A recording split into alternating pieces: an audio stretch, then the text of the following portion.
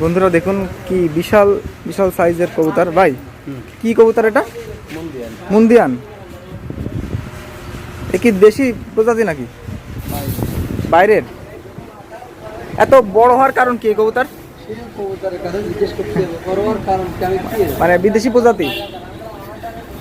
এর দাম কত করে ভাই পিসে? 4,000 টাকা। কি পিস না জোড়া? জোড়া। বন্ধুরা দেখুন কত বড় আর কি বিশাল আর কি কবুতরের মানে সাইজ। 4,000 টাকা করে জোড়া বিক্রি করছে, দাম চাচ্ছে। এটা আসলে খুবই রেয়ার, মানে এত বড় সাইজের কবুতর হয় আগে আসলে জানাই ছিল না।